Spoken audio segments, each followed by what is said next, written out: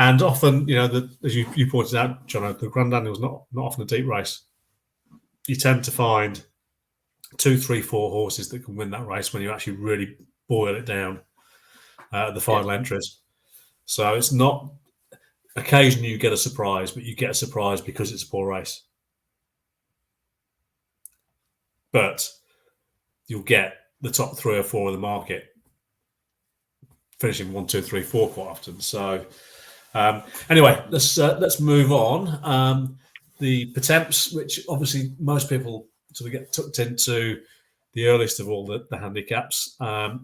So the Irish have obviously won the Pertemps for the last 6 years. And all of those were qualifiers from the Leopardstown qualifier. None of them had won, so they'd all finished in either 2nd, 3rd, 4th, 5th, or 6th. Elliott's 10 runners in the last 6 years, 3 winners, and all the others were at least 5th, which means all of Elliott's horses in the last 6 years paid out if you back them with 5 places, which is just an incredible stat, an absolutely incredible stat. So 19 from the last 21 didn't win their qualifier, and the 2 that did won the late qualifiers, a month out from the festival. So I think the last one was Philip Hobbs' horse, wasn't it? I can't remember what it was called off the top of my head. Fingal Bay. And it was Fingal Bay, and it was his only prior run of the season. So he'd either had time out, or they just thought, we're leaving him right for the last minute. We're going to qualify because we've got the mark we want. So that was potentially just a real target. So the other thing is not older than 7 years old unless it's a previous winner. And I'll put in brackets there, trained by Elliott, ! You know which horse I mean. All of the last 8 were in the top 6 of the market. So the market's been a really good guide to both the win and place, including 5 of the top 6 for the last 2 seasons. So you can follow the market for this race, and you're just going to make money. If ideally you want to be ahead of it and you want to predict what the top 6 of the market are going to be and back them for 5 places. But there we go. And 9 out of the last 10 had between 6 and 10 runs over hurdles, so not exposed. And the 1 out of 10 that was exposed was Sada Burley. So Sada Burley still fits the stats on both of the other 2 stats that horses generally wouldn't. So what's your thoughts in terms of which horses you want to be on for this, Jono? Starting on Sada Burley, I think, he's got a cracking chance. It's 155, ran 2nd in the Stayers last year on a rating of 160. Qualified in 4th at Warwick, and has won the race twice. He's only 10. Feels like he's been around forever. Wouldn't surprise me if they try and claim, take a few pounds off him as well. They'll definitely do that. Either Shane Fitzgerald, most likely Shane Fitzgerald, but also he's got more forwards, doesn't he? Shane Fitzgerald more often than not with the JP horse. Yeah, so on that basis, he just stands out a mile to me. If you look, obviously pulled up in the Classical Dream, Leopardstown race at Christmas. The rest of the whole field couldn't go with the front 2 that day. Finished 6 lengths to Durasso in November this year, and Durasso is just rock solid this season. He's just running his race. You look at the horses that he's been involved in, Tihupu. He beat Saint Felicion, who's a bit of a talking horse for Elliott. That Durasso line shows that he's kept his ability this season, and obviously the Pertemps qualifier is just a run to get them qualified. You don't even judge them on those bases. He just lights up in this race to me. I do think it's interesting. Obviously, Elliot said that he's going to run pretty much all his qualifiers, hasn't he? Yes. Yeah. But he might actually struggle. So Dunboyne, he's second favourite. I think it's going to be close actually if he gets in. I think I did some work on that, and I think he will just get in. Just get in. I think so. It's going to be it's going to be close. He's going to get in close to bottom weight, and assuming he does, he's the one. Him, Sada Burley for different reasons, and Winter Fog are the three Trent's horses. Yeah. So yeah, I mean, I think if Dunbar, if you bet in non-runner no bet, and am I right in thinking if you even on a non-runner no bet, if you bet and they don't get in, you get your money back, I think. It doesn't really matter because the prices are around the same. But if you wanted to get the double figures on Dunboyne, who's 10 to 1 with Unibet, they're not non-runner no bet. But if he doesn't run because he doesn't get in, you will get your money back. And you'd assume that they want to run. So I agree. He's not going anywhere else, is he? So I agree. Exactly, it should be. It's buyer beware stuff, but I'd take the same approach. Exactly the same approach. Yeah. And then I'll just go back to that Christmas Leopardstown race, which obviously has Dunboyne in, Winter Fog second. Yeah, he's another one that Emmett Mullins, he's got plans for these horses. I think he obviously definitely was going all out to win that day. Unlike a lot of Pertemps horses, it was a serious gamble for him before the off. Well, they knew they could, was the point, didn't they? They knew they could because he was so well in, and he needed to go. They knew they had to. He was only off 128 in Ireland that day, so they did need to win, and you still sense that he's got more to come. So they're the three that are on my shortlist. I'm interested two actually, just to get your thoughts. Well, three actually, just because I know you've mentioned them several times. Dallas to Picton, I know you're quite sweet on him. The Jam Man, and Remastered. They're all horses that, I'll be honest, I've kind of looked into off the back of you saying you fancied them. So I'll let you kind of take the lead on those three. Yeah, look, I think Remastered, I thought I'd spotted the plan, when he made his seasonal debut over fences. Having qualified in the Pertemps, then goes straight to the Hennessy and then runs over fences. And it just felt we're going to make hay while we can with the handicap mark, but we know we've got a great mark over hurdles and we've already got him qualified.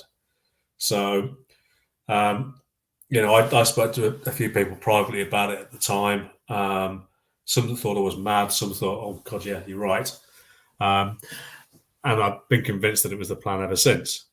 So the difficulty I've had with him, and I think, for everybody that knows me and reads whatever I write on the forum, I think everybody knows that horse would have been Remastered would if I could be convinced that he'd get in the race, would have been this season's Naiad. The problem was the mark, and he may get in. He's the reason I was looking to see what I thought would get in and why I do believe Dunboyne will get in. I think Remastered is right on the limit of what will run. I think he's going to need a little bit of luck, shall we say. But I think he's 50-50 to get a run. I think it's that close. And if he gets a run, I think he's a ridiculously well handicapped horse. His chase mark tells you that. He's way, way, way ahead of his mark over hurdles. And he, for me, would be my number one choice for the race. But, you can't ignore the fact that for the last 6 years, the right horses have come out of the same race. And we've just talked about them.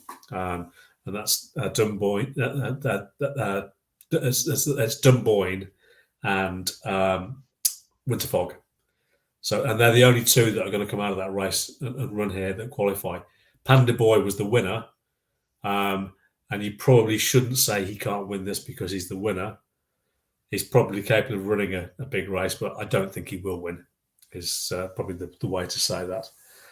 The Jam Man was another one I mentioned before he was entering the qualifier that I thought they might try and qualify him. And they managed to find the right qualifier so they could go and qualify him very easily. The thing with the Jam Man is, what mark he gets. His mark's better than I thought it was. I'd need to go back and look at it now. But he's in the 140s. I think it might be 148. Jono, you might just want to check that while I'm whistling on. Because that's a UK mark because he's obviously qualified here. So he ran off 146. Right, so he's not going to go any higher than that, is he? Given the run, you wouldn't think so. He's in with a nice mark. And I think the other two to perhaps consider in the race are Tully Begg and Born Patriot, who both qualified in the Cheltenham qualifier really early. Born Patriot, I'm probably less interested in because he's come out since and not run particularly well. But Tully Begg is really interesting, I think, because he has been put away for this race. They've got the mark they want. And there's some old cross form that started to look quite good as the season's gone on. At the time, you probably wouldn't have thought too much of it. But as the season's gone on, actually, there's some cross form there that would suggest he could be a really well handicapped horse. And the last one you mentioned there was Dalster Picton. I think he could come here or go to the pipe. I think there's probably a bit of unfinished business with him in the pipe because he's on 140 now, I think. I think he's on 140. So he could get in on a lower mark than he's been in for the last. He's run in the pipe twice before, and then skipped a season. He's actually lower than that. He's on 138. That's what it was. I assumed that he was going to be on maybe 140, 141, 142. That's what it was. That's what was in my head. I think they might send him to the Martin Pipe rather than run him here. If they do run him here, it's because Elliot thinks he wants 3 miles now. And if he does think he wants 3 miles, he would be a very well handicapped horse for this race. So there's no gimmies, I don't think. Sada Burley, with the claimer, could be, off less than when he won it. And you would think on face value that would be good enough to win this race. It possibly is. But, there's a bunch of well handicapped horses there. We've talked about 8 horses there. 7 to focus on. Tully Begg, Dalster Picton, Dunboyne, Sada Burley, remastered Winterfog and the Jam Man. I'd be 100% confident that the winner comes from those 7. And I think probably the first 3, possibly the first 4, possibly even the first 5 will come from those 7 horses. And I have already backed all of those horses because I've got the perfect play, really. If they, the top 6 are coming from that group of horses, then I would say I'm in a really good shape. So, as I say, I'll probably leave the win bet on 2 or 3 of those, place bets on all of them, and lay off the win part on some of them because I'm on the longer big prices. So I'm in a particularly good shape in the race. There wouldn't be too much outside of those that I'd have on my mind, really. I don't think. I can't think of anything else that I'd be particularly interested in. No, absolutely, yeah. I think that's it. And the beauty of it is that is a race where you can have quite a narrow shortlist already, can't you? Really, with the Pertemps. Yeah, absolutely. It's the one handicap you generally end up feeling the most confident about. Yeah. Okay, the plates. So the race has been changing quite a bit over the recent seasons. It was one of those races where my old friends would have said, you want a horse that's carrying less than 11 stone. But the quality of the race has has increased considerably. You know, a lot of that's to do with the novices now. The average rating in the race has been rising over the last 4 or 5 years. And 2 of the last 4 have carried over 11 stone. Both of those were novices as well. So the profile of this race is really starting to change. It doesn't mean that other horses can't win, but you know the profile is changing. Shunter only carried 10 stone 5 but last year, but all of the next 6 horses carried over 11 stone. And we know that he was a bit of he was freakishly well handicapped, should we say, in a way that the handicapper will not really want someone to get in again.